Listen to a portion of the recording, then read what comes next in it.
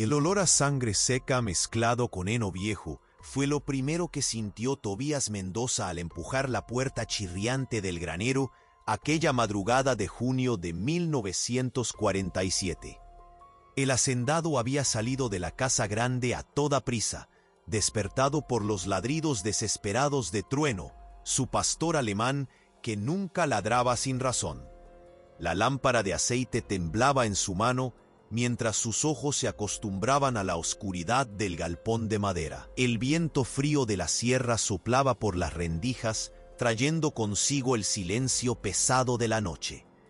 Fue entonces cuando la vio.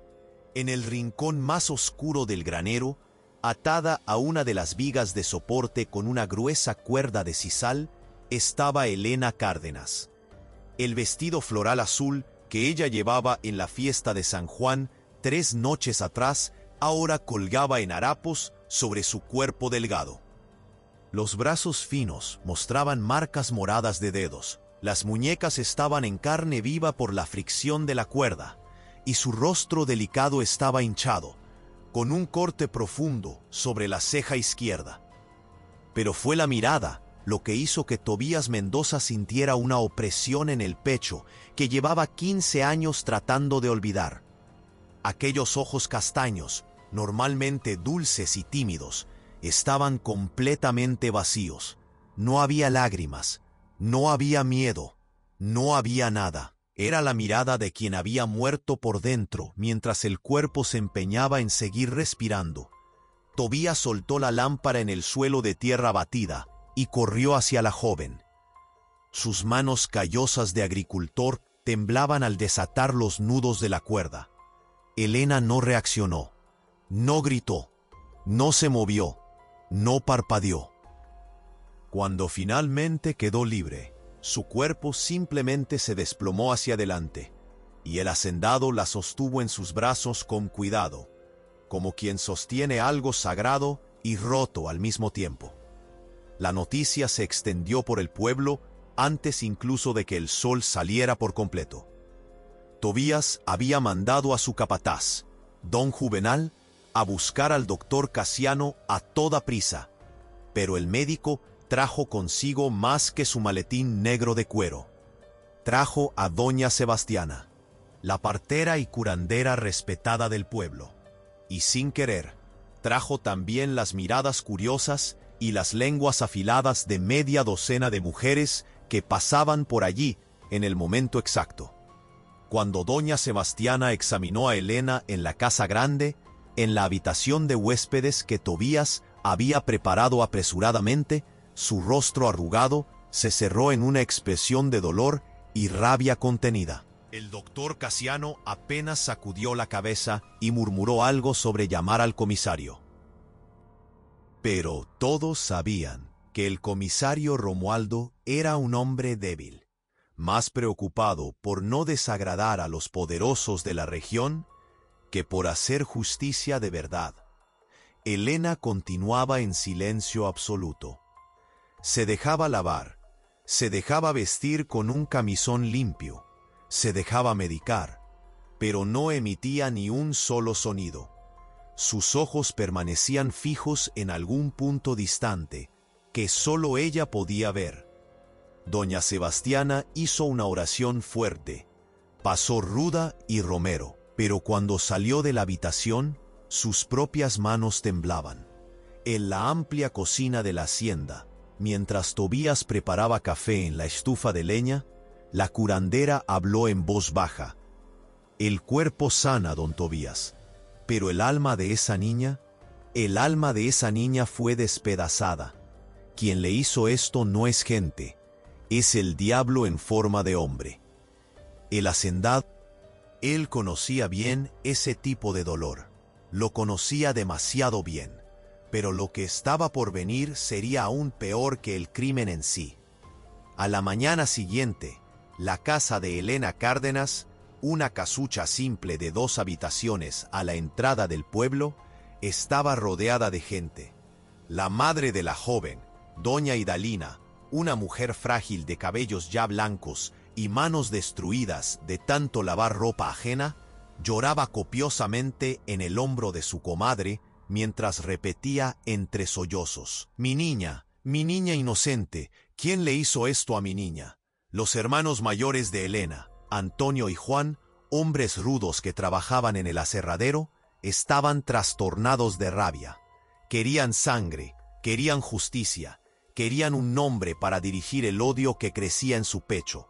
Pero Elena no hablaba, y ante la ausencia de palabras, la imaginación cruel del pueblo comenzó a trabajar. Fue doña Zulmira, la dueña de la tienda que quedaba en la plaza central, quien inició el veneno. Mientras pesaba frijoles para un cliente, comentó en voz alta lo suficiente para que media docena escuchara: yo siempre encontré a esa Elena medio extraña, ¿saben? Muy callada, muy en lo suyo. Chica de familia pobre, pero creyéndose más. Y ahora aparece así, atada en el granero de Tobías Mendoza. El granero de Tobías, gente. ¿Será que esta historia es lo que parece? La semilla estaba plantada. En la barbería de don Baldomiro, mientras recortaba la barba de los clientes, el tema era el mismo. Tobías es viudo hace 15 años. Hombre solo en esa hacienda grande, solo con los peones. De repente aparece con la chica allá adentro. ¿No les parece extraño? En la misa del domingo, los susurros eran tan altos como las oraciones. El padre Eugenio, un hombre viejo de sotana raída, pidió compasión y oración por la joven. Pero cuando Elena no apareció en la iglesia, y no aparecería por semanas, el murmullo ganó fuerza. Mujer de bien va a la iglesia aunque esté herida. Mujer que no va, bueno, tal vez tenga vergüenza de lo que hizo. La transformación fue rápida y brutal. En cuestión de días, Elena Cárdenas dejó de ser la víctima de un crimen atroz para convertirse, a los ojos del pueblo, en una chica de moral dudosa que se metió en cosas malas y trajo la desgracia a su propia familia. Las mujeres desviaban la mirada cuando se cruzaban con doña Idalina en la calle. Los hombres hacían chistes sucios en la cantina. Y Elena, presa en el silencio que la protegía y la condenaba al mismo tiempo, continuaba en la hacienda de Tobías Mendoza, ajena al juicio que crecía afuera como una plaga. Tobías sentía la presión aumentar. En el mercado, cuando fue a comprar provisiones, el tendero fue frío.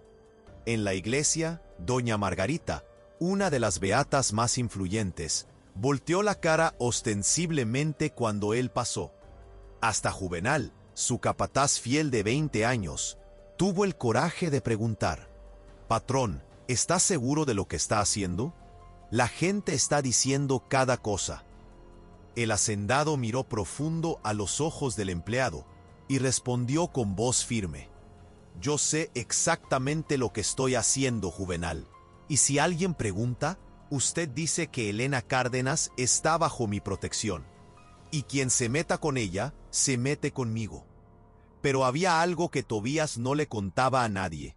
Todas las noches, después de que la casa quedaba en silencio, él subía al ático polvoriento de la hacienda. Allí, dentro de una caja de madera de cedro, guardaba una carta. La carta estaba amarillenta por el tiempo, la tinta ya medio borrada, pero las palabras aún eran legibles. No necesitaba abrirla para saber lo que estaba escrito. Sabía de memoria cada línea, cada coma, cada súplica desesperada que nunca fue atendida a tiempo. La carta era de su esposa, Amelia. Amelia Mendoza había muerto 15 años atrás, en 1932, y Tobías cargaba desde entonces una culpa que ni 1000 vidas lograrían borrar. Cuando miraba a Elena, cuando veía aquellos ojos vacíos y aquel silencio sepulcral, era como si estuviera mirando a Amelia nuevamente, como si Dios le estuviera dando una segunda oportunidad de hacer lo correcto, una oportunidad de proteger a quien no pudo proteger antes. Pero el pueblo no entendía y no quería entender.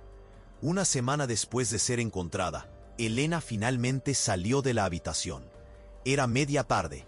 El sol de invierno entraba por las grandes ventanas de la sala, y Tobías estaba sentado en el sillón de cuero, leyendo el periódico de la capital, cuando oyó los pasos descalzos en el suelo de madera. Él levantó la vista y la vio parada en la puerta, demasiado delgada, dentro del camisón blanco que doña Sebastiana había traído. El cabello oscuro cayendo suelto por los hombros, las marcas en el rostro ya comenzando a cicatrizar, pero los ojos aún cargando aquel vacío. Tobías no dijo nada. Solo hizo un gesto hacia la silla vacía junto a la ventana. Elena caminó despacio, como si estuviera reaprendiendo a usar sus propias piernas, y se sentó. Se quedaron allí, en silencio, simplemente existiendo en el mismo espacio. El hacendado notó que las manos de ella temblaban levemente sobre su regazo. Después de largos minutos, él habló suavemente. No necesitas contar nada, Elena. No necesitas hablar si no quieres, pero necesitas saber que aquí estás segura. Nadie te va a poner un dedo encima mientras yo tenga vida. Ella no respondió, pero una única lágrima corrió por su rostro pálido. Fue la primera lágrima en una semana. Los días fueron pasando con una rutina extraña. Elena comenzó a circular por la casa, siempre en silencio, siempre observando. Ayudaba en la cocina cuando doña María, la cocinera de la hacienda, preparaba las comidas. Se sentaba en el porche al atardecer para ver el sol ponerse detrás de las montañas. Poco a poco, había pequeñas señales de que ella aún estaba viva por dentro, aunque su boca permaneciera cerrada. Tobías mantenía una distancia respetuosa, pero estaba siempre cerca. Nunca la tocaba sin avisar. Nunca levantaba la voz. Nunca hacía movimientos bruscos. Trataba a Elena como si estuviera hecha de cristal finísimo, porque en el fondo era exactamente eso lo que ella era en ese momento. Pero allá afuera, la tormenta se espesaba.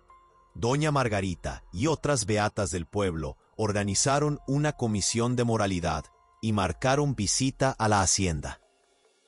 Aparecieron una tarde de sábado, 4 mujeres de negro con rosarios en las manos y superioridad moral en los ojos. Tobías las recibió en la galería, sin dejar que entraran. «Don Tobías», comenzó doña Margarita con voz chillona, «venimos aquí representando a las familias de bien de San Antonio del Monte. No es correcto que un hombre soltero mantenga a una mujer joven en su casa. Eso es pecado y escándalo. La niña necesita volver con su familia». El hacendado cruzó los brazos sobre su pecho ancho y respondió con una voz que no admitía réplica. «La niña fue encontrada atada y herida en mi granero. Alguien usó mi propiedad para cometer una atrocidad. Mientras no descubra quién fue, Elena se queda aquí, donde yo puedo protegerla. Y si usted y las otras tienen tanto celo por la moral, deberían estar cazando al canalla que hizo aquello, no persiguiendo a la víctima». Doña Margarita se puso roja. «Pero don Tobías, la gente habla. Dicen que ella no es una chica decente, que se involucró con un hombre casado, que de qué ese tipo habla a la venta y el cerebro no piensa». La voz de Tobías salió dura como piedra. «Y si escucho una palabra más contra Elena Cárdenas, sea de quien sea, voy a tener una conversación muy seria con el hablador. Ahora, si me disculpan, tengo trabajo que hacer». Él entró y cerró la puerta en sus caras. Dentro de la casa, escondida detrás de la cortina de la sala, Elena lo había visto todo, y por primera vez en 2 semanas, algo parecido a la gratitud pasó por aquellos ojos vacíos. Esa noche, Tobías subió nuevamente al ático. Tomó la carta de Amelia y la leyó una vez más a la luz de la lámpara. Las palabras parecían pulsar en la página amarillenta. «Tobías, por favor, créeme. Él dijo que si le contaba a alguien, te mataría. No puedo dejar que eso suceda, pero ya no aguanto más. No aguanto las miradas, no aguanto las mentiras, no aguanto el peso de cargar esto sola. Si estás leyendo esto, es porque no fui lo suficientemente fuerte. Perdóname». Él cerró los ojos con fuerza, sintiendo el dolor antiguo pulsar como una herida fresca. Amelia se había ahorcado en el granero de la hacienda 15 años atrás, el mismo granero donde Elena fue encontrada. Y así como Elena, Amelia también había sido violentada. Pero en aquel entonces, Tobías no le creyó. Creyó en los chismes del pueblo, Creyó cuando dijeron que su esposa estaba inventando historias para esconder una aventura. Creyó en todo el mundo, menos en ella. Cuando encontró el cuerpo, ya era demasiado tarde, y la carta, escondida debajo del colchón, reveló la verdad que lo destruyó. Amelia había sido violada repetidamente por alguien que la amenazaba de muerte, y ella había elegido morir porque no soportaba más el peso del secreto y el veneno del juicio. Tobias nunca descubrió quién fue. Amelia no había dejado el nombre en la carta, pero desde aquel día juró que si alguna vez tenía la oportunidad de proteger a otra mujer del mismo dolor, lo haría diferente, lo haría bien. Elena era esa oportunidad. Guardó la carta de vuelta en la caja y bajó las escaleras crujientes. La casa estaba oscura, apenas iluminada por la luz débil de la lámpara del pasillo. Pero al pasar por la puerta entreabierta de la habitación de huéspedes, Tobías se detuvo. Podía escuchar un sonido muy bajo viniendo de adentro, un llanto sofocado, un sollozo roto de quien finalmente permitía que el dolor saliera. No entró, solo se quedó allí parado en el pasillo, con la mano en la pared fría, escuchando a Elena llorar. Y mientras escuchaba, sus propias lágrimas silenciosas corrían por el rostro envejecido del hacendado que cargaba 15 años de remordimiento. A la mañana siguiente, algo cambió. Elena apareció en la cocina antes de que el café estuviera listo y por primera vez habló. La voz salió ronca, raspada por la falta de uso, pero firme. «Buenos días, don Tobías». El hacendado, que estaba vertiendo agua hirviendo en el colador de tela, casi derramó la tetera. Se giró despacio y vio a Elena allí, de pie, con los brazos cruzados sobre el cuerpo, como si intentara protegerse, pero con los ojos finalmente presentes, aún adoloridos, aún asustados, pero presentes. «Buenos días, niña». Él sonrió, y fue una sonrisa genuina. «¿Quieres café?» Ella asintió con la cabeza y se sentó a la mesa grande de madera maciza. Tobías sirvió 2 tazas, puso pan con mantequilla y una rebanada de pastel de maíz que doña María había hecho el día anterior. Se sentó al otro lado de la mesa, manteniendo distancia, y tomaron café en silencio. Pero era un silencio diferente ahora. No era más el silencio del trauma puro. Era el silencio de 2 personas que se entendían sin necesidad de explicar.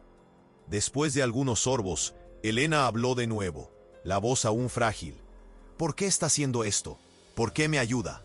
Tobías miró profundo en aquellos ojos castaños y pensó en mentir. Pensó en dar una respuesta simple y cómoda.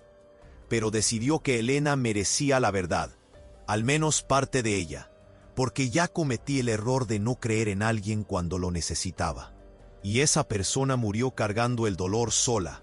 Él hizo una pausa, la voz volviéndose más grave. «No voy a cometer el mismo error 2 veces». Elena lo miró por largos segundos. Había muchas preguntas en esa mirada, pero ella no hizo ninguna. Solo murmuró, «Gracias». Y Tobías supo, en ese instante, que el viaje de Elena de regreso a la vida había comenzado. Sería largo, sería doloroso, pero había comenzado. Lo que él no sabía aún es que las cosas estaban a punto de empeorar mucho antes de mejorar. Porque allá afuera, en las sombras de San Antonio del Monte, el hombre que había atado a Elena en aquel granero estaba observando. Y no estaba nada satisfecho al saber que la joven continuaba viva. Peor aún, estaba bajo la protección del hacendado más respetado de la región.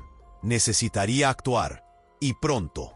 3 días después de la primera conversación, Elena estaba en el porche de la hacienda, cosiendo un remiendo en un mantel, cuando vio un carruaje subiendo por el camino de tierra.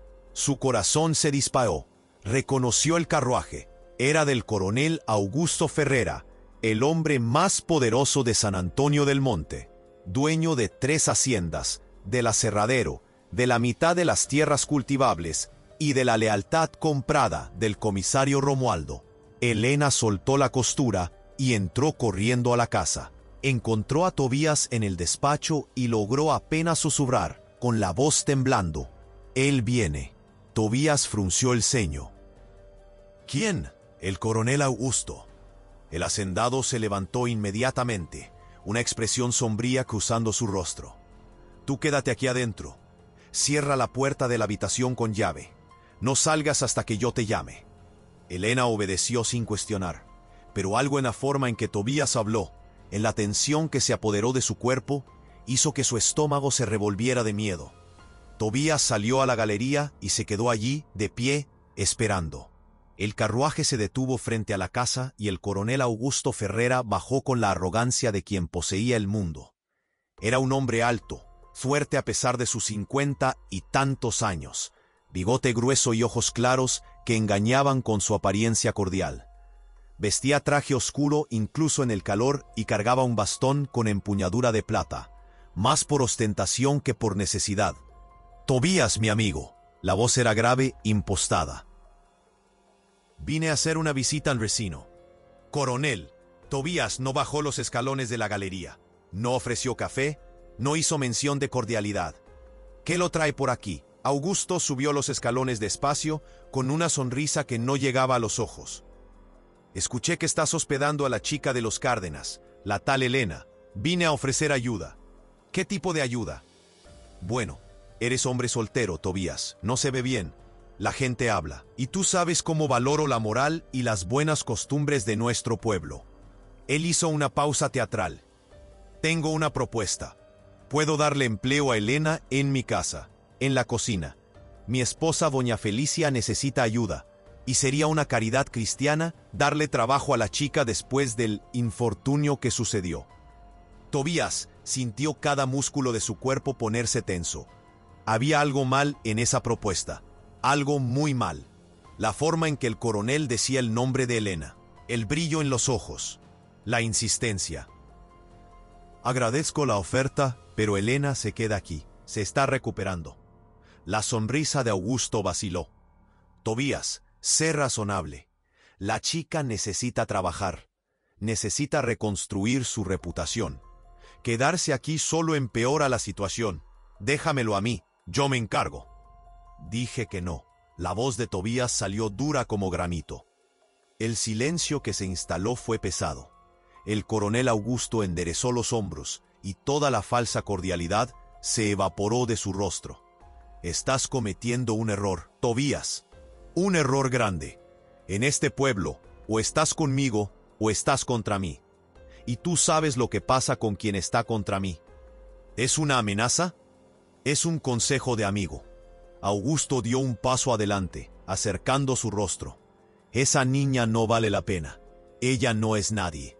Hija de la bandera, sin nombre, sin futuro. ¿Por qué estás arriesgando tu reputación por ella?» Tobías miró bien profundo en aquellos ojos claros y fríos y de repente, con una claridad aterradora, lo supo. No tenía pruebas, no tenía nada concreto, pero su instinto, afilado por 52 años de vida, gritaba la verdad. «Fuiste tú». Augusto parpadeó. «¿Qué? Fuiste tú quien la ató en el granero. Fuiste tú quien lastimó a Elena». El coronel retrocedió un paso, la sorpresa genuina estampada en su rostro por una fracción de segundo antes de ser sustituida por una risa forzada. «¿Te volviste loco, Tobías? ¿Estás acusando a un hombre de bien, casado, padre de familia, de...? Sal de mi propiedad. Ahora». Augusto dejó de reír. La máscara cayó completamente y lo que quedó fue pura maldad. «Te vas a arrepentir, Tobías Mendoza. Puedes estar seguro de eso». Él bajó los escalones con pasos pesados y antes de subir al carruaje, se volteó una última vez. «Y cuando vengas a implorar mi perdón, será demasiado tarde, para ti y para la chica».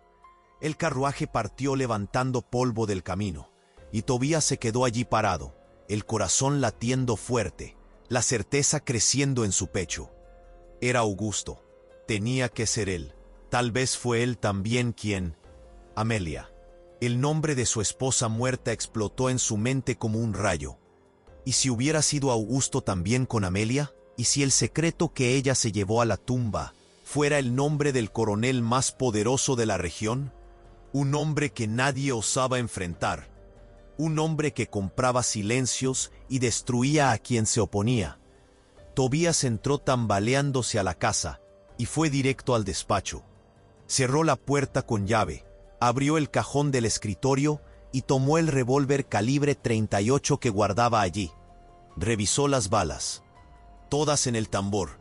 Sus manos ya no temblaban. Había una calma extraña apoderándose de él. La calma de quien finalmente entendía el tamaño de la batalla que tenía por delante. Un golpe suave en la puerta lo hizo levantar la vista. «Don Tobías», era la voz de Elena, bajita, asustada. «¿Se fue?» Tobías guardó el arma rápidamente y abrió la puerta.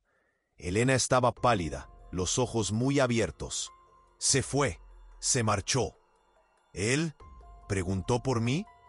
«Preguntó, pero le dije que te quedas aquí». Tobías puso las manos en los hombros de ella, forzando a la joven a mirarlo. «Elena, necesito que me respondas una cosa, y necesito que seas honesta conmigo. ¿Fue él, fue el coronel Augusto quien te hizo aquello?» Los ojos de Elena se llenaron de lágrimas instantáneamente. El cuerpo entero comenzó a temblar. Intentó hablar, pero ningún sonido salió. Solo asintió con la cabeza. Una vez, 2 veces, 3, y entonces se desmoronó. Tobías la sostuvo mientras ella lloraba, sollozos violentos sacudiendo su cuerpo delgado. Y en ese momento, todo se confirmó. La rabia que él sentía era una cosa viva, quemando por dentro. Pero más fuerte que la rabia era la determinación.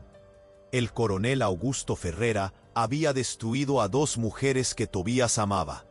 Había matado a Amelia con su silencio comprado y sus amenazas. Y había intentado romper a Elena de la misma forma. Pero esta vez sería diferente. Esta vez Tobías tenía una segunda oportunidad, y no la iba a desperdiciar. La guerra estaba declarada. Lo que Tobías Mendoza no sabía aún era que la carta amarillenta guardada en el ático contenía más que la confesión de Amelia. Contenía una pista, un nombre, un lugar. Y esa pista, cuando finalmente saliera a la luz, cambiaría todo. Revelaría no solo la extensión de la maldad de Augusto Ferrera, sino también una conexión imposible entre el pasado y el presente, entre Amelia y Elena. Una conexión de sangre que ni siquiera Tobías imaginaba. Y cuando la verdad finalmente explotara, San Antonio del Monte nunca más sería el mismo. Elena se quedó en la hacienda de Tobías bajo la protección silenciosa del hacendado. Pero el pueblo entero parecía haber declarado la guerra contra ellos. En los días que siguieron a la visita amenazadora del coronel Augusto, el cerco comenzó a apretarse de formas sutiles y crueles. El proveedor de alimentos que siempre entregaba en la hacienda mandó decir que ya no podría hacer el servicio. La lavandera que buscaba la ropa cada semana simplemente dejó de aparecer. Hasta el padre Eugenio, en una demostración cobarde de dónde estaba su verdadera lealtad, envió una carta pidiendo que Tobías reconsiderara la situación delicada y pensara en el bien de la comunidad. Pero Tobías Mendoza no era hombre de retroceder. Pasó a ir personalmente al pueblo a hacer las compras, enfrentando las miradas torcidas y los susurros maliciosos. Juvenal, el capataz fiel, también permaneció al lado del patrón, aunque su esposa, doña Concepción, le había implorado que renunciara antes de que toda esa historia salpicara a la familia. Elena, por su parte, comenzaba a despertar lentamente de la pesadilla. Las mañanas aún eran difíciles. Despertaba sobresaltada, con el corazón disparado, los recuerdos de aquella noche en el granero volviendo en fragmentos cortantes. El olor a heno aún le provocaba náuseas. El sonido de una cuerda siendo arrastrada la hacía congelarse. Pero había algo diferente ahora. Había alguien. Estaba Tobías. Había alguien que creía en ella. Una tarde de julio, mientras el frío de la sierra apretaba y el cielo se ponía gris de lluvia que se aproximaba, Elena estaba en la cocina ayudando a doña María a pelar papas cuando oyó voces alteradas viniendo de la sala. Reconoció la voz de Tobías y otra voz masculina, más joven, igualmente irritada. Soltó el cuchillo y caminó silenciosamente hasta la puerta de la cocina, para escuchar. Yo solo vine a buscar a mi hermana, don Tobías. Mi señora madre está enferma de tanto llorar.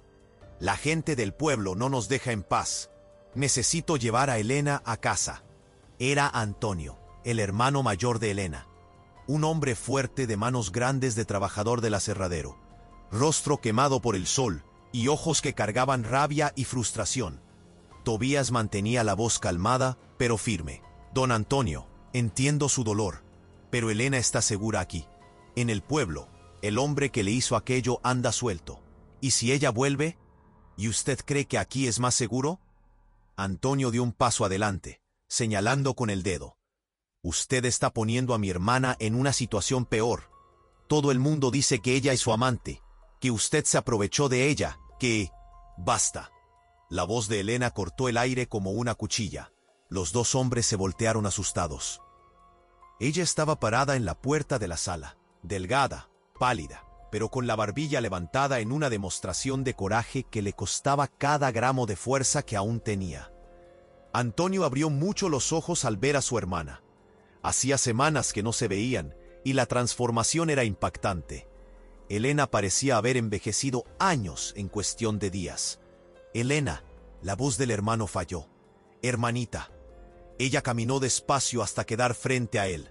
No voy a volver, Antonio. No ahora. Aquí consigo respirar sin sentir que me van a juzgar a cada segundo. Don Tobías no me puso un dedo encima. Él me salvó. Y si el pueblo quiere creer en mentiras, es problema de ellos. Antonio se pasó la mano por el cabello desesperado. Pero mamá, Elena, mamá está, lo sé. Los ojos de Elena se llenaron de lágrimas. Sé que ella está sufriendo, y voy a visitarla, pero no voy a vivir allá de nuevo. No con él suelto por ahí. ¿Quién es él? Antonio dio un paso adelante, agarrando los hombros de su hermana. Dime quién fue y acabo con el desgraciado. Yo y Juan hacemos justicia con nuestras propias manos. Elena miró a su hermano, y Tobías vio el terror volviendo a los ojos de ella. Tú no puedes hacer nada, Antonio. Él es demasiado poderoso. Acaba con ustedes, acaba con mamá, acaba con todo el mundo. ¿Quién? Antonio prácticamente gritó.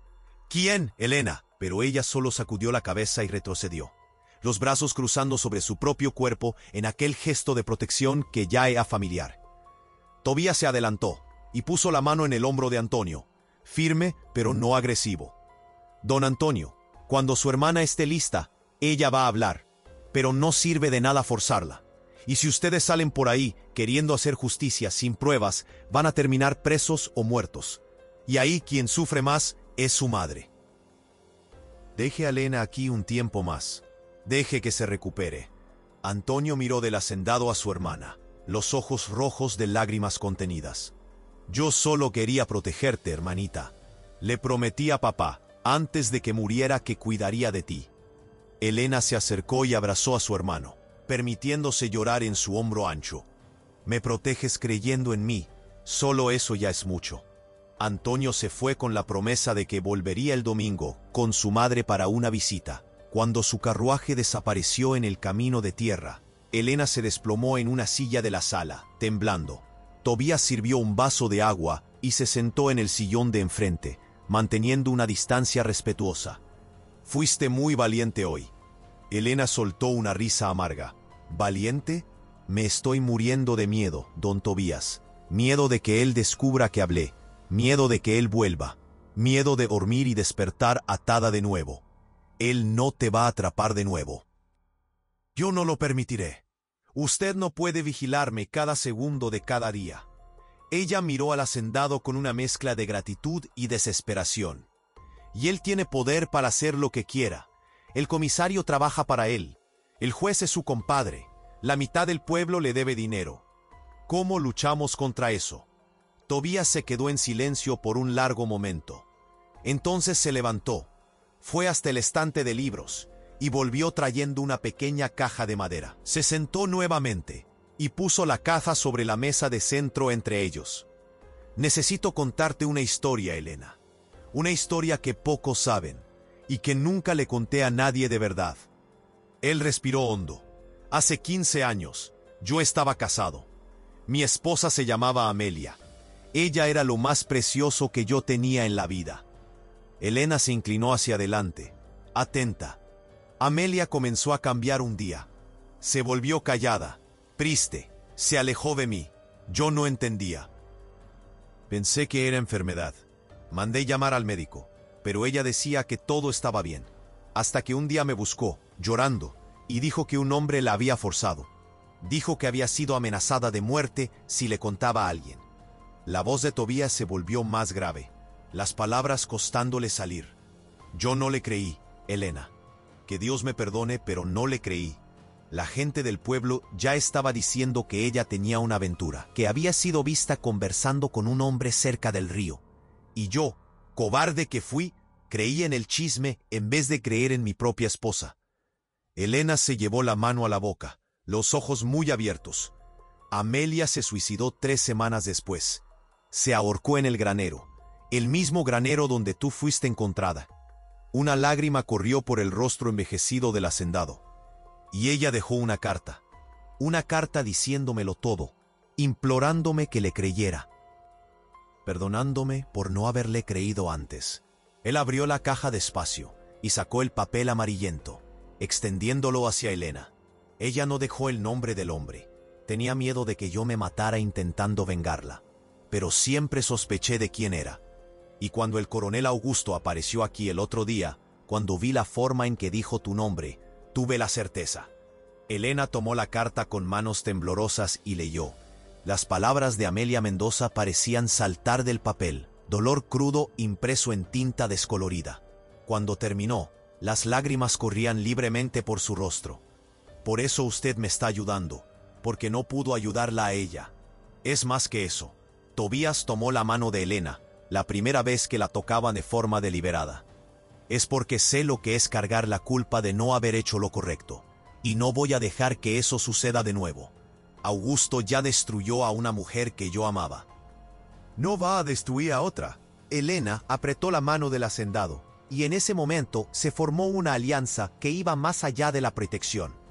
Era una asociación de 2 almas heridas que se reconocían en el dolor del otro. Ella no era más solo una víctima bajo su custodia. Era alguien por quien valía la pena luchar. En los días que siguieron, una rutina extraña pero reconfortante se estableció.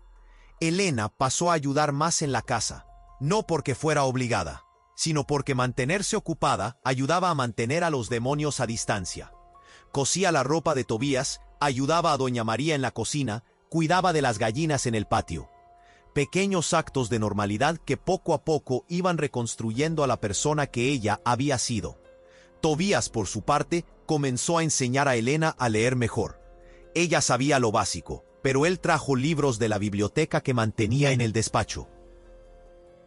Se sentaban juntos en las tardes de invierno, cerca de la chimenea, y ella leía en voz alta, mientras él arreglaba arneses u organizaba papeles. No había nada inapropiado, era solo compañía, 2 soledades compartiendo el mismo espacio.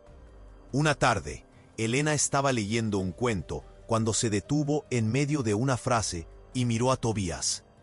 ¿Puedo hacer una pregunta? Puedes. ¿Por qué usted nunca se casó de nuevo? Han pasado 15 años. Tobías soltó el arnés que estaba arreglando y se quedó mirando el fuego en la chimenea. Porque no merecía ser feliz de nuevo. Pensé que era mi castigo. Vivir solo, sin alegría, cargando el peso de lo que hice. Pero usted no hizo nada. Fue el hombre quien la lastimó. Fue el pueblo quien la juzgó. Usted solo equivocó. Me equivoqué en el momento más importante, cuando ella más me necesitaba. Él se giró hacia Elena. ¿Y tú? ¿Tenías a alguien antes de...? Antes de que aquello sucediera. Elena se sonrojó levemente. Tenía un muchacho, José María, ayudante del herrero. Conversábamos en la puerta de la casa de mi madre a veces. Él era gentil, pero después de aquello, él ni me mira, cruza la calle cuando me ve. Entonces, no era un hombre de verdad. Un hombre de verdad no abandona a quien dice querer en la primera dificultad. Usted habla bonito, don Tobías, Pero el mundo no es así. El mundo es cruel con la mujer herida. Nos convertimos en cosa sucia. Nadie nos quiere más. Yo quiero. Las palabras salieron antes de que Tobías pudiera pensarlo mejor. Elena abrió mucho los ojos, asustada, y él se apresuró a explicar.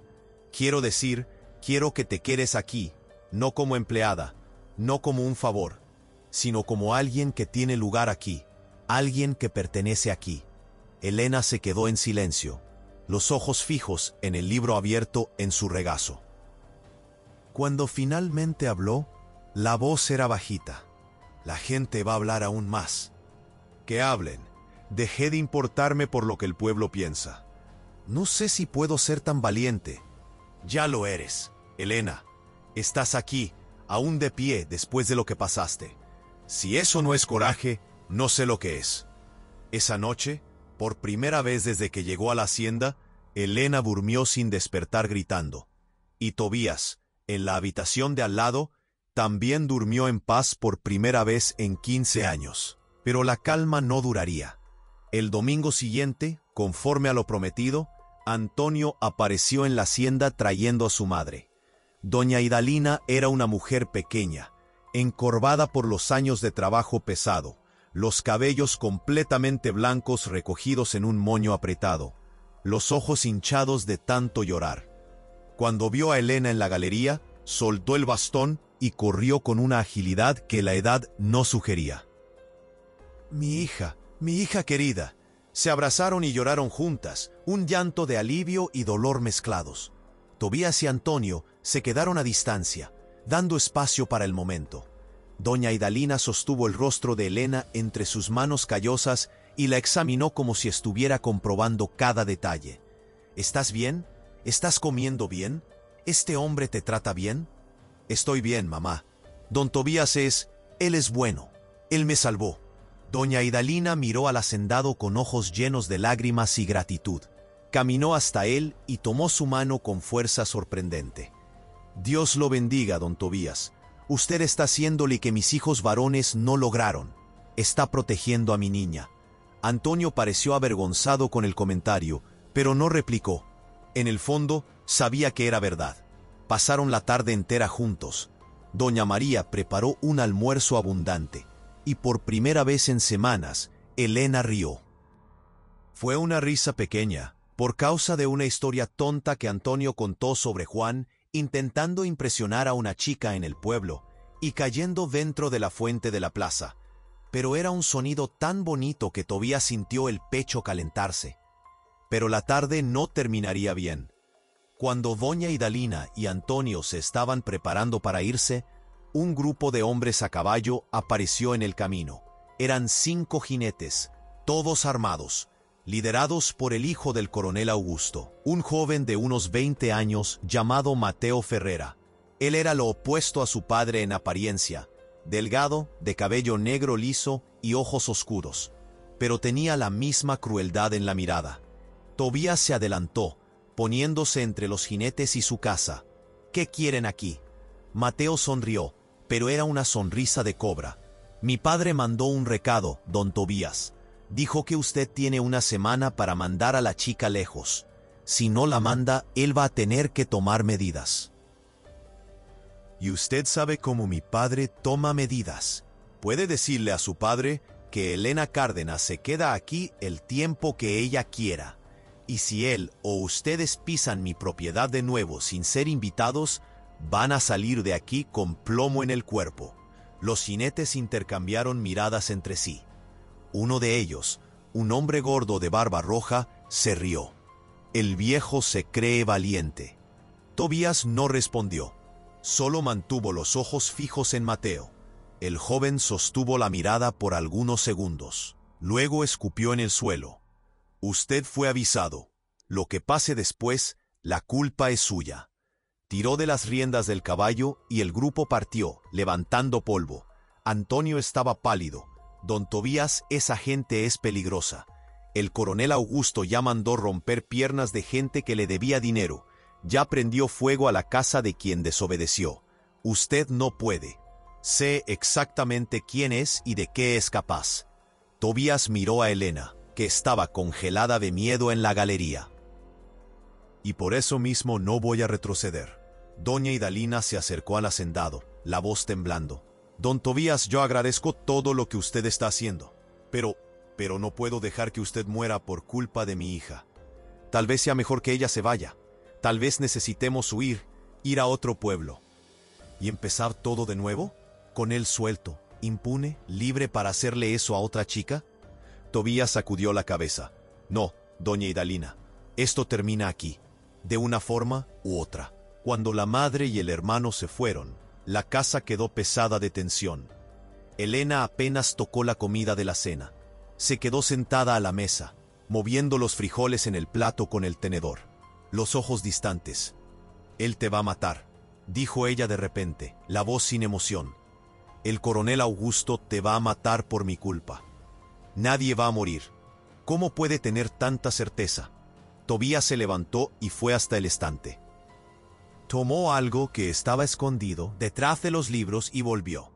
Era una escopeta vieja, pero bien conservada. «Porque no voy a morir sin luchar. Y porque tengo algo que él no tiene». ¿El qué? La verdad. Él posó el arma sobre la mesa.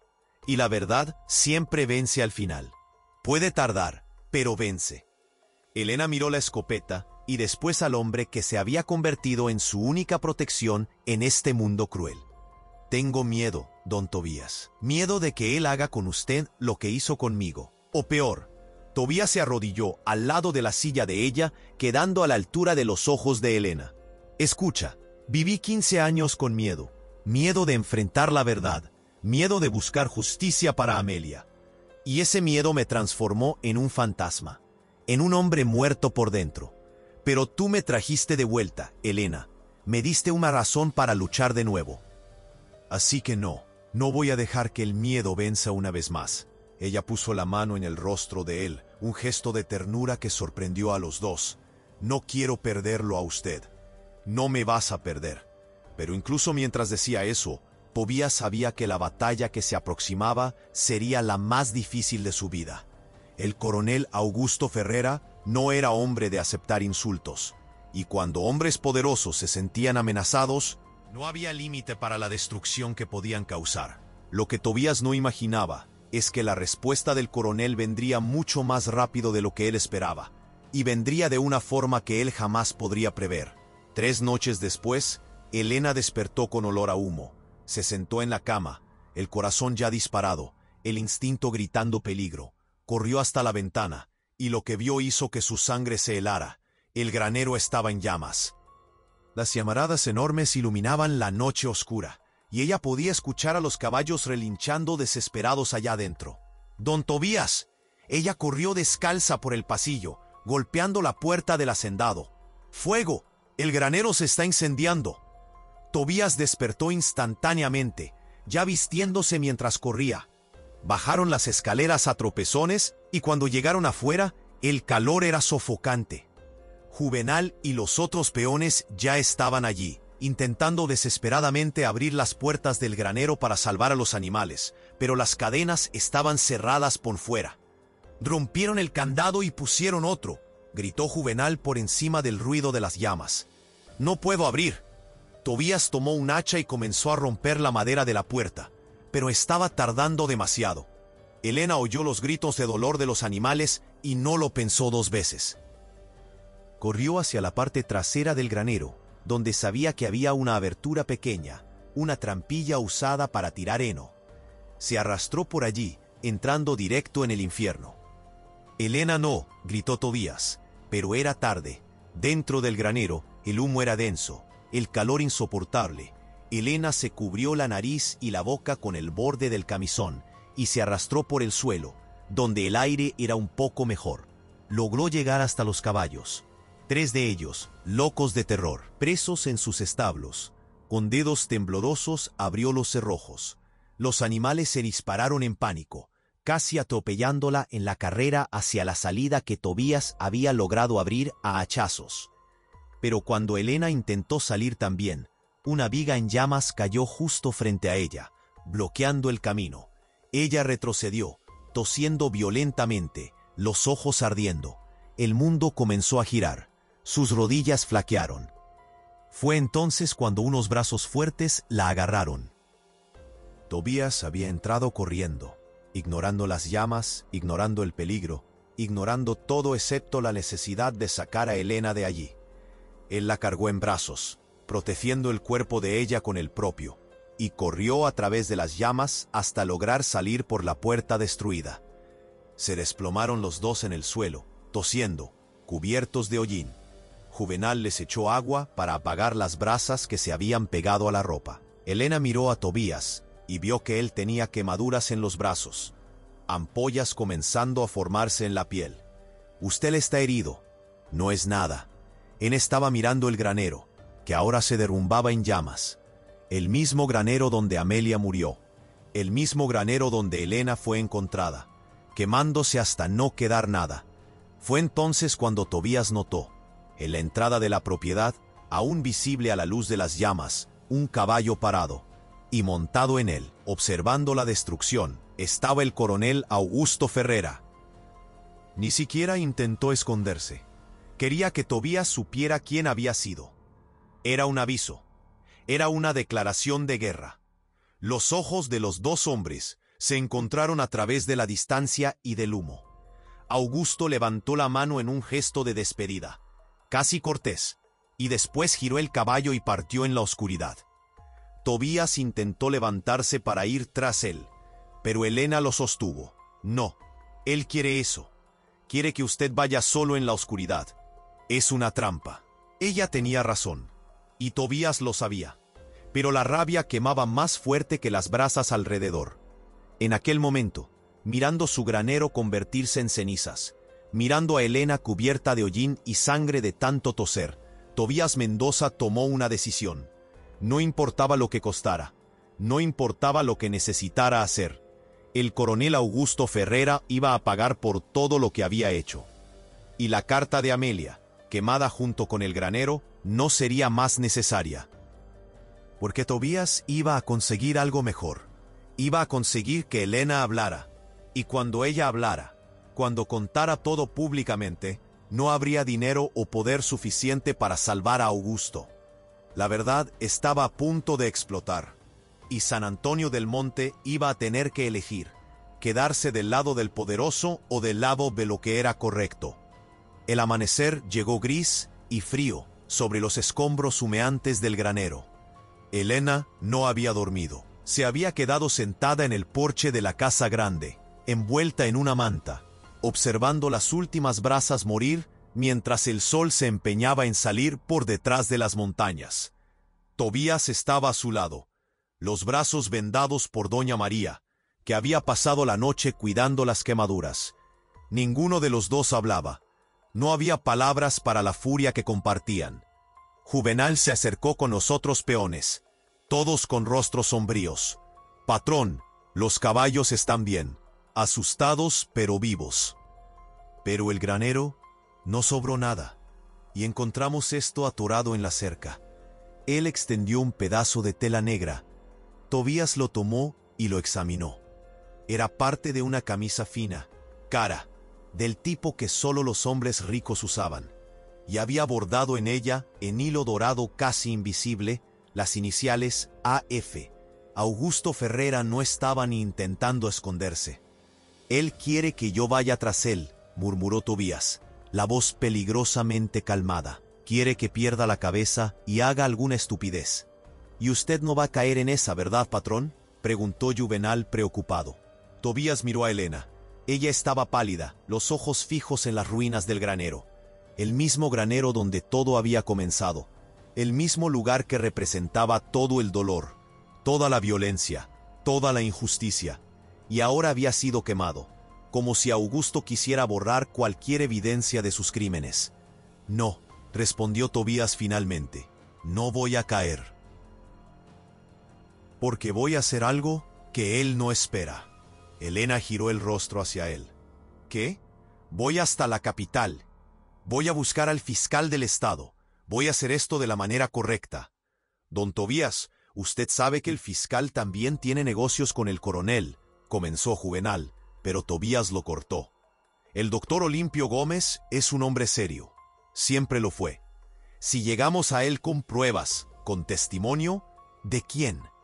Elena se levantó, la manta cayendo de sus hombros. ¿Mío? ¿Usted cree que alguien va a creer en la palabra de una chica pobre contra un coronel? Van a decir que estoy inventando, que estoy siendo manipulada por usted, que estoy loca. Entonces conseguimos más pruebas. Tiene que haber otras víctimas. Un hombre como Augusto no hace eso una vez sola. Fue entonces cuando Elena dijo las palabras que cambiaron todo. Hay otras. Tobías se quedó paralizado. ¿Cómo lo sabes? Porque él lo dijo. La voz de Elena tembló, pero ella continuó. Cuando me ató en aquel granero, cuando hizo aquello, él habló. Dijo que yo no era la primera tonta que caía en sus manos. Dijo que nadie nunca creyó a las otras y nadie me iba a creer a mí. Mencionó nombres: Marita, la hija del molinero; Josefina, que trabajaba en su casa grande; y dijo que la esposa de usted también había sido suya. El silencio que cayó fue absoluto. Hasta los pájaros parecían haber dejado de cantar. Tobías sintió como si hubiera recibido un golpe en el estómago. Amelia. Augusto había confesado ante Elena. Se había jactado. ¿Él dijo eso? La voz de Tobías salió ronca, rota.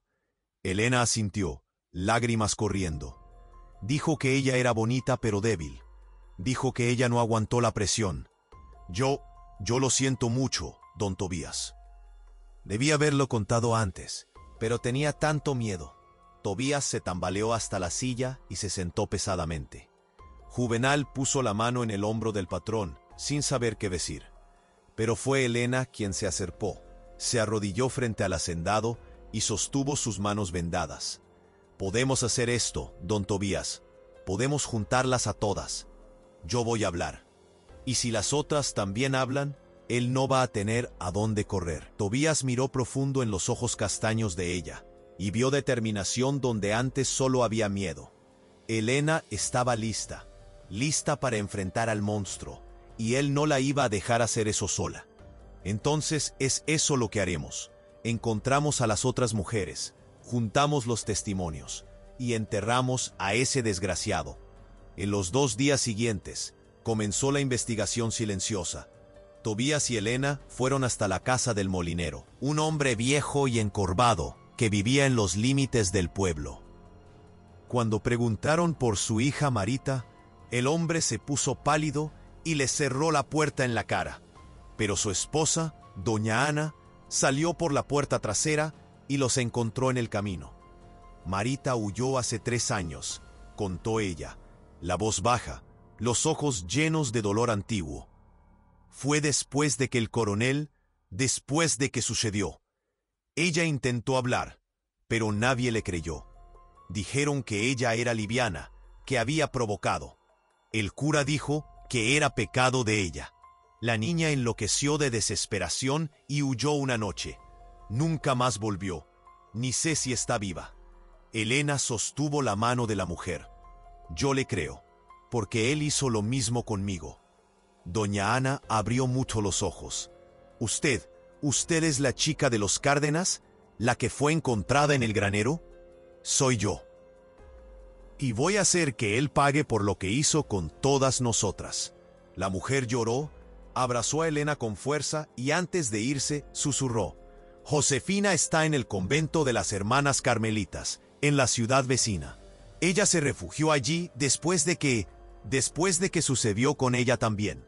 La búsqueda de Josefina llevó a Tobías y Elena hasta el convento de Nuestra Señora del Carmen, un edificio antiguo de paredes gruesas a 2 horas en carruaje. La Madre Superiora fue fría al principio, pero cuando Elena explicó el motivo de la visita, la monja anciana suspiró pesadamente. Josefina no habla con nadie, apenas habla con las hermanas. Lo que aquel hombre hizo con ella rompió algo dentro de ella que no sé si Dios puede arreglar. Por favor, imploró Elena. Solo necesito que ella sepa que no está sola, que hay alguien que cree, que hay una oportunidad de justicia. La madre miró a la joven por largos segundos. Luego asintió. Voy a llamarla. Pero si ella no quiere hablar, ustedes se van y nunca más vuelven. ¿Entendido? Josefina apareció usando el hábito simple de las novicias. Una chica de tal vez 25 años, demasiado delgada, con ojos hundidos que tenían el mismo vacío que Elena reconocía tan bien. Cuando vio a los visitantes, quiso huir, pero la madre la sostuvo gentilmente. Esta joven tiene algo que decirte, hija. Algo importante. Elena se adelantó despacio, como quien se acerca a un animal herido. Mi nombre es Elena, y el coronel Augusto Ferrera hizo conmigo lo mismo que hizo contigo. Josefina se congeló. Sus ojos se llenaron de lágrimas instantáneamente. ¿Cómo lo sabes? Porque lo reconozco. Reconozco esa mirada, ese miedo, esa vergüenza que no es nuestra, pero que cargamos de todos modos. Elena extendió la mano, y vine a decir que voy a hacer que él pague. Pero necesito tu ayuda. Necesito que confirmes lo que él hizo. Necesito que seas valiente una vez más. Josefina miró la mano extendida como si fuera una serpiente. Nadie me creyó. Nadie. Dijeron que yo era sirvienta, que había inventado para sacarle dinero. Me expulsaron del pueblo. Yo quise morir. Intenté morir. Si no fueran por las hermanas. Lo sé, y siento mucho que hayas pasado por esto sola. Pero ahora somos al menos dos, y dos voces son más difíciles de ignorar que una. La Madre Superiora puso la mano en el hombro de Josefina. Hija, siempre dijiste que querías que Dios hiciera justicia. Tal vez esta sea la respuesta a tus oraciones. Josefina se quedó en silencio por largos minutos, las lágrimas corriendo libremente. Entonces con voz temblorosa susurró: ¿Qué necesito hacer? La vuelta a San Antonio del Monte fue tensa. Elena y Tobías traían consigo una carta escrita por Josefina, detallando lo que el coronel Augusto había hecho con ella 3 años atrás. La letra era temblorosa, las palabras cargadas de dolor, pero era evidencia, era prueba concreta. Pero cuando llegaron a la hacienda ya anocheciendo, encontraron la casa rodeada. 5 hombres armados, liderados por Mateo Ferrera, bloqueaban la entrada. Y en medio de ellos, sentado calmadamente en una silla que habían traído de la propia casa de Tobías, estaba el coronel Augusto. Tobías tiró de las riendas del carruaje, haciendo que los caballos pararan a una distancia segura. Su mano fue instintivamente a la escopeta debajo del asiento, pero Elena la sostuvo. No, es lo que él quiere. Augusto se levantó despacio, una sonrisa cruel en el rostro. Tobías, mi viejo amigo, escuché que anduviste dando un paseo. Fuiste a visitar el convento, ¿no? Conversar con personas que no deberías. Sal de mi propiedad, Augusto. ¿Tu propiedad? El coronel soltó una carcajada. Gracioso que digas eso. Porque vine aquí justamente a hablar sobre propiedad. ¿Sabías que esta tierra, esta hacienda linda, tiene las escrituras atrasadas hace 2 años? Y que por coincidencia, el notario transfirió la deuda a mí la semana pasada? Tobías sintió la sangre helarse. Estás mintiendo. ¿Lo estoy? Augusto sacó un papel del bolsillo y lo agitó en el aire. Está todo aquí, Tobías. Legal, firmado, sellado. O pagas lo que debes antes del viernes, o esta hacienda se vuelve mía. Y ahí, bueno, ahí voy a tener todo el derecho de decidir quién puede o no quedarse en ella. Era una trampa perfecta. Augusto había comprado las deudas de Tobías, deudas antiguas, olvidadas, pero aún legales, y ahora usaba eso como palanca. O Tobías se callaba, mandaba a Elena lejos y desistía de buscar justicia, o perdía todo. Eres un monstruo, gritó Elena desde el carruaje, la voz temblando de rabia. Un monstruo cobarde que usa poder para destruir a gente inocente. Augusto giró los ojos fríos hacia ella. Cuidado con la lengua, niña. Ya estás en una situación delicada. No la empeores. ¿Delicada? Elena bajó del carruaje, ignorando el intento de Tobías de sostenerla. Caminó directo hacia el coronel, y había algo en su postura, una furia justa, una dignidad herida pero no rota, que hizo que hasta los hombres armados retrocedieran un paso. Usted me arrastró a aquel granero, rompió mi ropa, me ató, hizo cosas que ni tengo coraje de hablar en voz alta, y todavía tuvo el coraje de decir que nadie me iba a creer, que yo no era nada, que yo era solo una más. El rostro de Augusto perdió tilor. Cállate la boca. No, no me voy a callar. Usted hizo eso con Marita, lo hizo con Josefina, lo hizo con Amelia, la esposa de don Tobías, y Dios sabe con cuántas otras. La voz de Elena resonaba por la propiedad, fuerte y clara. Usted es un violador, un criminal, y no voy a dejar que usted le haga eso a nadie más. Fue todo muy rápido. Augusto levantó la mano y dio una bofetada en el rostro de Elena con tanta fuerza que ella cayó al suelo. Tobías rugió y saltó del carruaje, pero los hombres armados ya tenían las escopetas apuntando hacia él. Mateo sostuvo a su padre por el brazo. «Papá, viene gente, vámonos». De hecho, en el camino, varias personas se acercaban. La noticia de la confrontación se había extendido y los curiosos venían a ver. Entre ellos, Tobías reconoció al padre Eugenio, doña Sebastiana, don Baldomiro y hasta el comisario Romualdo. Augusto respiró hondo, recuperando la compostura. Miró a Elena aún en el suelo, el rostro marcado por la violencia del golpe, y escupió a sus pies. «Te vas a arrepentir de esto, vagabunda». «El único que se va a arrepentir es usted», respondió Elena, limpiándose la sangre de la comisura de la boca. «Porque voy a contarlo todo, a todo el mundo. Y esta vez van a tener que escucharme».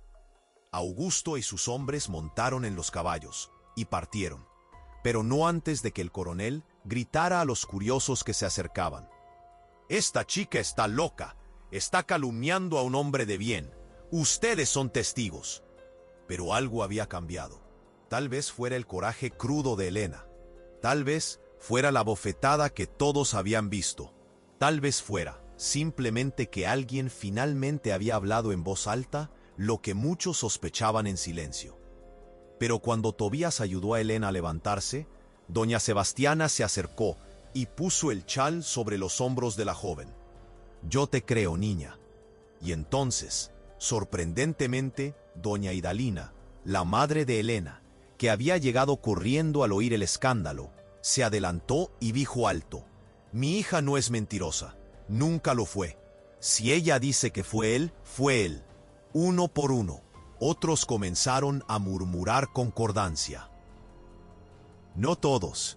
Muchos aún miraban con desconfianza y juicio, pero algunos, los suficientes, estaban comenzando a dudar de la versión oficial. El padre Eugenio, avergonzado, se acercó a Tobías. «Don Tobías, yo debí haber creído más temprano, debí haber ayudado». «No es demasiado tarde para hacer lo correcto, padre». Esa noche, en la casa de Tobías, se reunieron las personas que decidieron quedarse del lado de la verdad. Doña Sebastiana, doña Idalina, Antonio y Juan, el padre Eugenio, don Baldomiro y sorprendentemente doña María, la cocinera, que reveló algo que nadie esperaba. «Yo trabajé en la casa del coronel Augusto hace 20 años», contó ella, la voz pesada.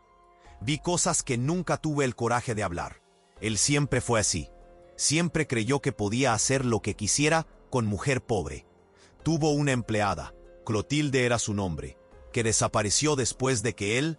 Bueno, después. Nadie nunca preguntó qué pasó con ella». «¿Usted testificaría eso?», preguntó Tobías. «Si es para acabar con él, sí, testifico». Era el comienzo. Lentamente, pieza por pieza, la verdad estaba siendo armada. Pero aún faltaba la parte más importante, la prueba definitiva. Algo que ligara a Augusto a los crímenes de forma irrefutable. Fue Antonio quien tuvo la idea. El médico, el doctor Casiano, él examinó a Elena cuando fue encontrada. Él debe tener anotaciones, debe haber visto las marcas. Tobías golpeó la mesa. «Es verdad, y si conseguimos las anotaciones médicas de todas las víctimas, va a ser imposible negar». Pero cuando fueron hasta la casa del doctor Casiano a la mañana siguiente, encontraron la puerta cerrada y una vecina que informó: el doctor viajó a toda prisa ayer por la noche. Dijo que tenía una emergencia en la capital. Se llevó el maletín y todos los archivos. Comprado, amenazado, o ambos. Augusto estaba borrando rastros. Elena se sentó en el escalón de la casa del médico, la desesperación amenazando volver. Él va a salir impune, de nuevo, como siempre. Pero Tobías no desistió. Tenía un último recurso, un recurso peligroso, pero necesario. La carta de Amelia fue quemada en el granero, pero yo sé dónde escondió el diario. Elena levantó la vista. Diario. Amelia escribía todo. Yo solo lo descubrí después de que ella murió, cuando estaba limpiando sus cosas. Ella escondía el diario en un lugar que creía que yo nunca iba a buscar. Él hizo una pausa. En la capilla, detrás de la imagen de la Virgen. Fueron hasta la pequeña capilla que quedaba en la propiedad de la hacienda, una construcción antigua que Amelia amaba. Tobías no entraba allí desde la muerte de su esposa. No podía. Pero ahora empujó la puerta de madera pesada y entró. El interior estaba polvoriento, olvidado por el tiempo. La imagen de la Virgen continuaba en el altar, mirando con ojos de yeso hacia la nada. Tobías se acercó con reverencia, hizo la señal de la cruz y entonces, con cuidado, movió la imagen. Detrás de ella, en una cavidad en la pared, había un cuaderno de tapa de cuero, protegido por paño encerado. Con manos temblorosas, Tobías abrió. La letra de Amelia saltó de las páginas, y fue como escuchar su voz de nuevo. Ella había documentado todo, las fechas, los lugares, los detalles horribles de cada vez que Augusto la forzó. Y al final, en la última entrada antes de su muerte, ella había escrito: no aguanto más cargar este secreto.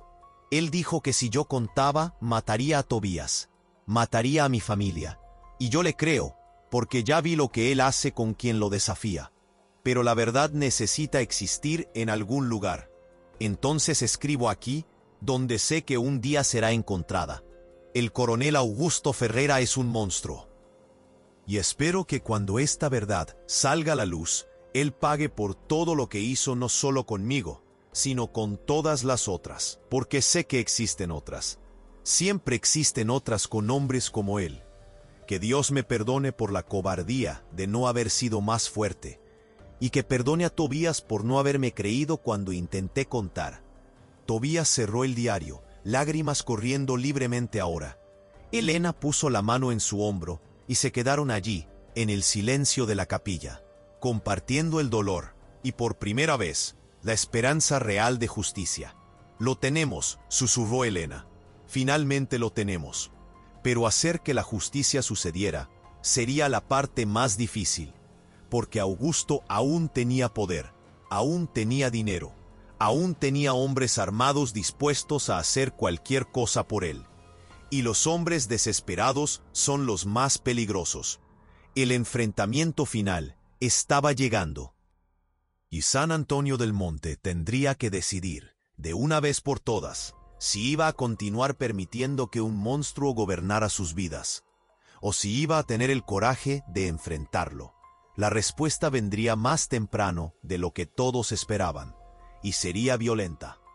3 días después del descubrimiento del diario de Amelia, Tobías y Elena tomaron la decisión que cambiaría todo. Irían a la capital personalmente. Llevarían todas las pruebas al fiscal público y exigirían que la justicia se hiciera.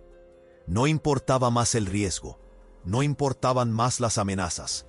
La verdad necesitaba ser dicha, y ellos serían los mensajeros de esa verdad, costara lo que costara.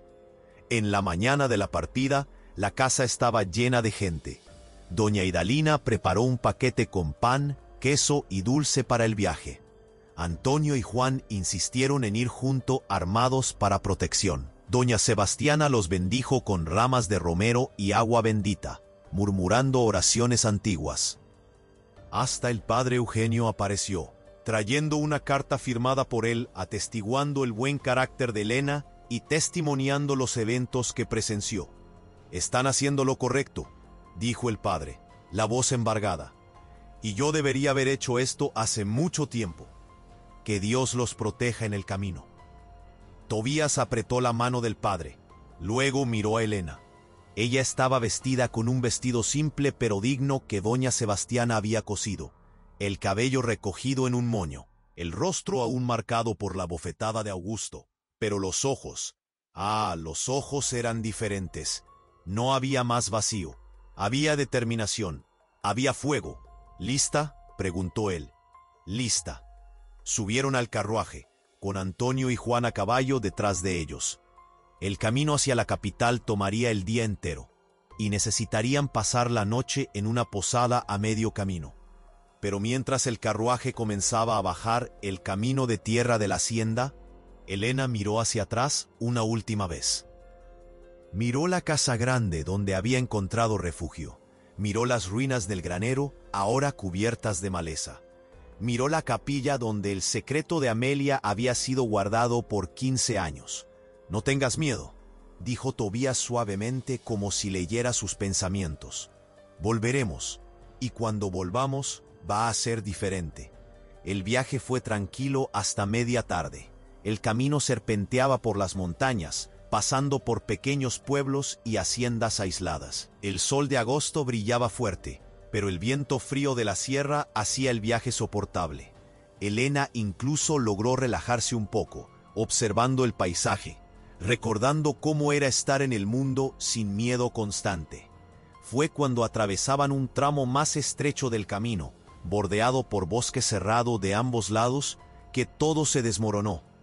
5 hombres a caballo surgieron de los árboles, bloqueando el camino, todos armados, todos con los rostros cubiertos por pañuelos.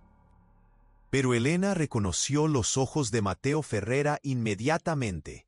Antonio y Juan sacaron las armas, pero antes de que pudieran disparar, vinieron disparos del bosque detrás de ellos. Una emboscada. Más hombres escondidos. Juan fue alcanzado en el hombro y cayó del caballo con un grito de dolor.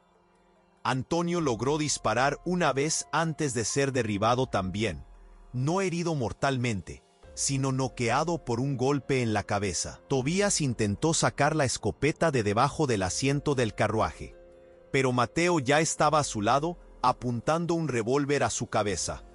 «Yo no haría eso, viejo, a no ser que quieras ver tus sesos esparcidos en el camino». Elena estaba congelada de terror, los recuerdos de aquella noche en el granero volviendo con fuerza total. Era la misma sensación de impotencia, el mismo miedo paralizante. Pero entonces sus ojos encontraron el paquete a su lado en el asiento. Dentro de él, escondido entre la ropa, estaba el diario de Amelia y todos los documentos que habían reunido. En un movimiento rápido, ella agarró el paquete y lo apretó contra su pecho. Uno de los hombres intentó arrancárselo, pero Elena mordió la mano de él con fuerza, haciéndolo aullar y retroceder. «¡Suelta eso, perra!», gritó Mateo, bajando del caballo. «¡Nunca!». Elena saltó del carruaje y corrió hacia el bosque, el paquete apretado contra su cuerpo. Oyó gritos detrás de ella, sonido de caballos, pero no miró atrás, solo corrió. Corrió como nunca había corrido en su vida, saltando sobre raíces, esquivando ramas, el corazón explotando en su pecho. Tobías intentó ir tras ella, pero Mateo lo golpeó con el mango del revólver, haciendo que el hacendado se desplomara en el suelo del camino. «¡Busquen a la chica!». El padre quiere esos papeles quemados antes del anochecer. 3 hombres entraron al bosque a caballo, pero la vegetación era densa, dificultando la persecución. Elena tenía ventaja por estar a pie, logrando pasar por lugares donde los caballos no alcanzaban. Ella corría ciega de desesperación, los pulmones quemando, los pies descalzos sangrando. Había perdido los zapatos en la carrera, pero no paraba. Finalmente, exhausta, se escondió dentro del tronco hueco de un árbol gigante. Podía oír a los hombres pasando, los caballos relinchando, las voces gritando. Se quedó completamente inmóvil, el paquete apretado contra el pecho, rezando cada oración que conocía. No puede haber ido lejos, gritó una voz. Vamos a dividirnos, registren todo. Elena cerró los ojos y continuó rezando.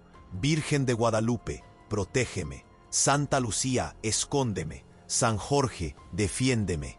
Las oraciones se mezclaban con los latidos acelerados de su corazón. ¿Cuánto tiempo se quedó allí? Ella no sabría decirlo. Podrían haber sido horas o apenas minutos.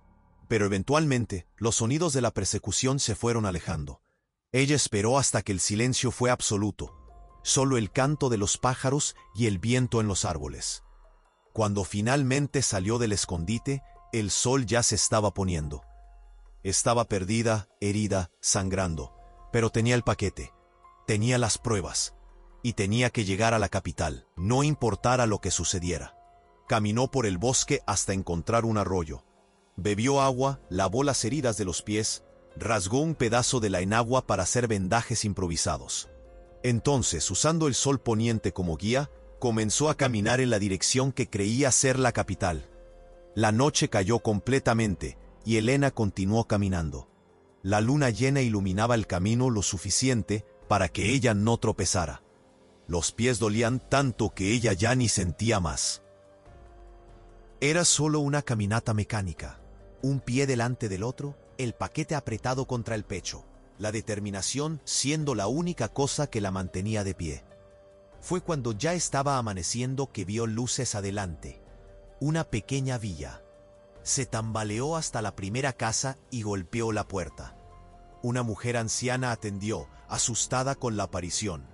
Elena estaba cubierta de tierra y sangre, el vestido rasgado, el cabello suelto y lleno de hojas. Por el amor de Dios, niña, ¿qué pasó? Necesito llegar a la capital, consiguió decir Elena antes de que las piernas le fallaran. La mujer la sostuvo antes de que cayera. José, ven aquí, rápido. El marido de la mujer apareció, y juntos llevaron a Elena adentro. Le dieron agua, limpiaron las heridas, la envolvieron en una manta. Pero Elena no soltaba el paquete. Incluso semiconsciente, mantenía los brazos firmemente alrededor de él. Tengo que llevar al fiscal. Justicia, murmuraba ella. La pareja se miró, preocupada. La niña está delirando. No. Elena hizo fuerza para sentarse, los ojos fijos en los dos. No estoy delirando. Mi nombre es Elena Cárdenas, de San Antonio del Monte. Y dentro de este paquete hay pruebas de crímenes que el coronel Augusto Ferrera cometió. Necesito llevar esto a la capital. Necesito ayuda. Algo en la intensidad de su mirada, en la seriedad absoluta de la voz, hizo que el viejo José asintiera. Está bien, niña, está bien. Pero necesitas descansar unas horas primero. Si no, no vas a aguantar llegar allá. Elena durmió por 3 horas, el sueño profundo de completa exhaustión. Cuando despertó, encontró ropa limpia dejada por la dueña de la casa y un paquete con comida.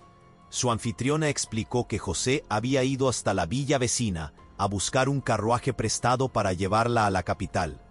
¿Por qué me están ayudando?, preguntó Elena, genuinamente curiosa. Ustedes ni me conocen. La anciana sonrió, una sonrisa triste. Porque yo también ya sufrí en manos de un hombre poderoso, niña. No el coronel Augusto, pero otro igual a él. Y en mi época no había nadie que creyera, no había dónde correr.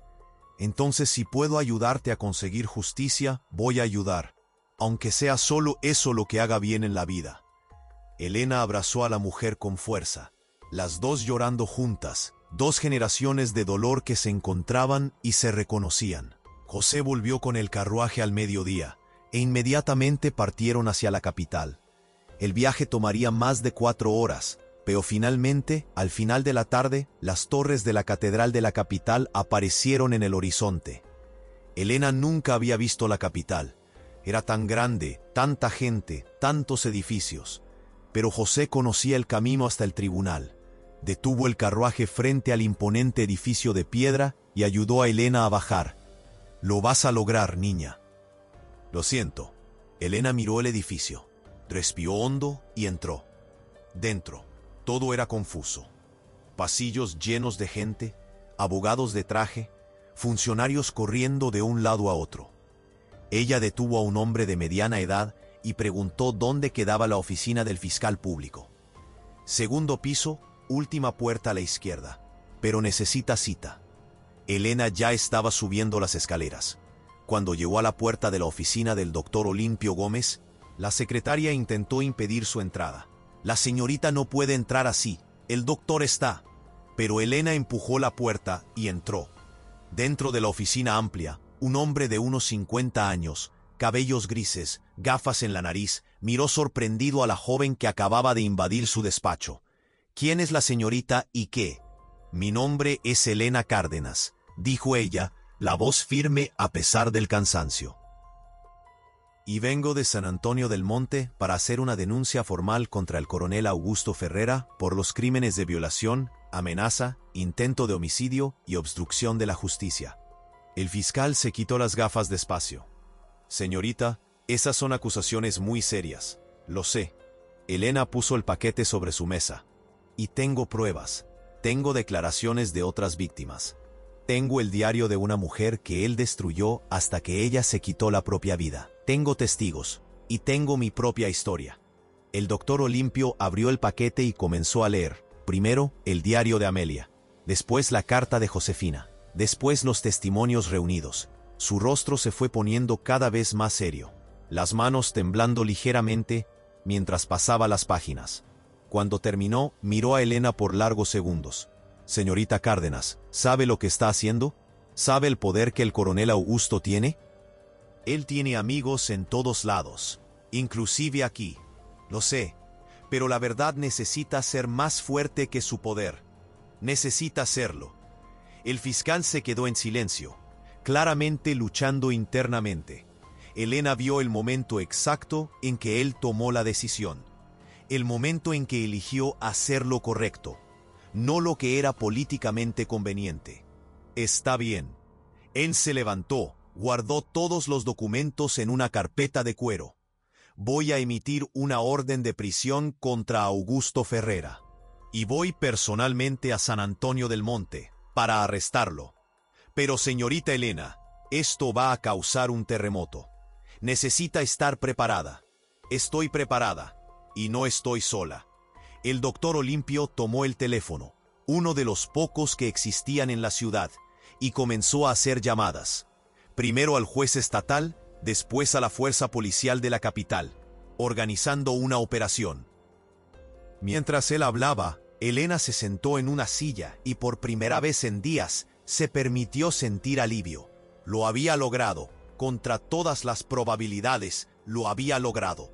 2 días después, una comitiva de 10 policías de la capital, liderada por el fiscal Olimpio Gómez y acompañada por Elena, llegó a San Antonio del Monte. La noticia se había extendido por el pueblo como fuego en pasto seco.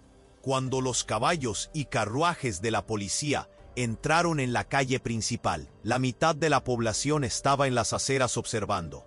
Elena, sentada al lado del fiscal en el carruaje principal, mantenía la cabeza erguida. No desvió la mirada de nadie, ni de los que la juzgaron, ni de los que la apoyaron. Estaba allí para hacer justicia, no para buscar aprobación. La comitiva fue directo a la hacienda del coronel Augusto. El portón imponente estaba cerrado, pero los policías lo forzaron sin ceremonia. Dentro de la casa grande, encontraron a Augusto en el despacho, intentando quemar papeles en la chimenea. Coronel Augusto Ferrera, dijo el fiscal formalmente. Usted está arrestado por los crímenes de violación múltiple, amenaza, intento de homicidio y obstrucción de la justicia. Augusto miró a Elena parada en la puerta y su rostro se retorció de rabia. Esto es una farsa, una conspiración. Ustedes se van a arrepentir. El único que se va a arrepentir es usted, respondió Elena calmadamente. Por las próximas décadas en la cárcel. Cuando los policías le pusieron las esposas a Augusto y lo llevaron afuera, una multitud se había reunido. Y esta vez, en vez de silencio o juicio, hubo aplausos, tímidos al principio, después cada vez más fuertes. Doña Sebastiana gritó, «Se hizo justicia», y otros hicieron eco. Elena vio a su Tobías entre la multitud, con el brazo vendado, pero vivo, los ojos brillando de orgullo. A su lado estaban Antonio y Juan, ambos heridos pero recuperados, y doña Idalina, llorando de alivio. Ella corrió hasta ellos y se lanzó a los brazos de su madre. «Se acabó, mamá, se acabó». El juicio de Augusto Ferrera duró 3 meses y fue el mayor escándalo que la provincia había visto en décadas. Elena testificó, así como Josefina, que vino del convento. Doña María testificó, hasta encontraron a Marita, que estaba trabajando en una hacienda en otro estado, y volvió para contar su historia. El diario de Amelia fue leído integralmente en el tribunal, y no había un ojo seco cuando terminaron. Tobías, sentado al lado de Elena durante todo el juicio, sostuvo la mano de ella mientras la voz de su esposa muerta resonaba por la sala, finalmente siendo escuchada. El coronel Augusto Ferrera fue condenado a 30 años de prisión. Mateo y sus secuaces también fueron presos por intento de homicidio y conspiración. Las propiedades del coronel fueron confiscadas para pagar indemnizaciones a las víctimas. Y San Antonio del Monte, lentamente, comenzó a cambiar. 6 meses después del juicio, en una mañana clara de febrero, Elena estaba en el porche de la hacienda de Tobías cosiendo un vestido nuevo. La casa había sido reformada. Un nuevo granero construido, no en el mismo lugar del antiguo, sino en otro rincón de la propiedad. La capilla había sido restaurada y ahora era visitada regularmente. Tobías se acercó trayendo 2 tazas de café y se sentó a su lado. Se quedaron allí en un silencio cómodo, observando el sol subir sobre las montañas. ¿Ya pensaste en lo que quieres hacer ahora?, preguntó él después de un tiempo. Elena sonrió. Sí, en verdad. Quiero abrir una casa de acogida, para mujeres que pasaron por lo que yo pasé. Un lugar donde puedan recuperarse, donde les crean, donde reciban ayuda de verdad. Tobías la miró con admiración. Eso es una idea maravillosa. Y estaba pensando, tal vez podríamos usar parte de la hacienda para eso. Construir unas casitas pequeñas, tener una huerta comunitaria. Ella pausó, nerviosa. Pero solo si usted quiere, claro. Es su propiedad. Elena, Tobías puso la mano sobre la de ella. Esta hacienda es tu casa tanto como es mía. Y esa idea, Amelia la adoraría. Amaría saber que algo bueno, algo que ayuda a otras personas, salió de todo este dolor. Se quedaron tomados de la mano, mirando hacia el futuro que estaban construyendo juntos. No era romance, nunca lo sería, y ambos lo sabían. Era algo más profundo, era compañerismo, era familia elegida, era cura compartida. En el pueblo, las cosas también cambiaban. Doña Margarita pidió disculpas públicamente a Elena en la iglesia. Muchos otros que habían juzgado hicieron lo mismo. Algunos nunca lo harían, y estaba bien. Elena había aprendido que no necesitaba la aprobación de todo el mundo para vivir con dignidad. Josefina salió del convento y fue a trabajar con Elena en el proyecto de la casa de acogida. Las 2 mujeres, unidas por el dolor, pero fortalecidas por la supervivencia, se convirtieron en grandes amigas. Marita también volvió eventualmente y juntas comenzaron a construir algo bonito de las cenizas de la tragedia. El padre Eugenio pasó a hacer sermones sobre creer en las víctimas y no juzgar sin conocer la verdad. El comisario Romualdo fue sustituido por alguien más honesto. Despacio, la cultura de silencio que protegía a los depredadores comenzó a romperse. Un año después, en la inauguración oficial de la Casa de Esperanza, así bautizó Elena al refugio, la mitad del pueblo asistió. El edificio simple pero acogedor tenía 6 habitaciones, una cocina comunitaria, una sala de costura donde las mujeres podían aprender un oficio, y un jardín lleno de flores. Elena hizo un discurso corto aquel día. Esta casa existe porque personas valientes creyeron en la verdad cuando era más fácil creer en la mentira. Existe porque una mujer que murió hace 16 años tuvo el coraje de escribir su historia incluso creyendo que nunca sería leída. existe porque un hombre decidió hacer lo correcto incluso 15 años tarde. Y existe porque yo aprendí que sobrevivir no es suficiente. Necesitamos vivir. Necesitamos transformar el dolor en algo que ayude a los otros. Entonces esta casa es para eso. Para transformación, para cura, para nuevos comienzos. Los aplausos resonaron por la propiedad. Tobías, de pie al lado de Elena, tenía lágrimas en los ojos. A su lado, doña Idalina lloraba de orgullo por su hija.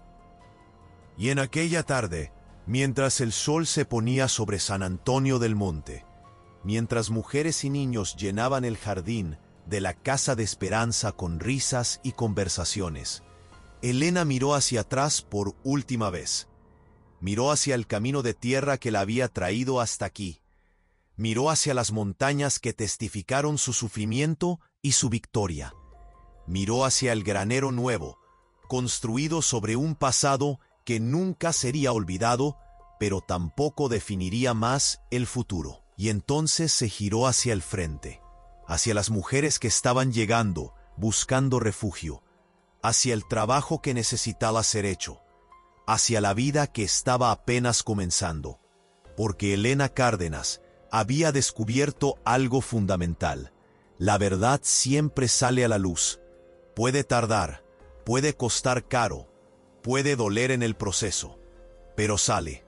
Y cuando sale, tiene el poder de liberar no solo a quien la cuenta, sino a todos los que tuvieron el coraje de creer en ella. La respuesta, como Elena aprendió, es que la verdad no vence sola. Ella vence cuando personas valientes deciden luchar por ella, cuando deciden creer, cuando deciden que el silencio no es más una opción. Y esa, al final de cuentas, es la mayor lección de San Antonio del Monte, que el coraje no es nunca tener miedo. Coraje es tener miedo y hacer lo correcto de todos modos.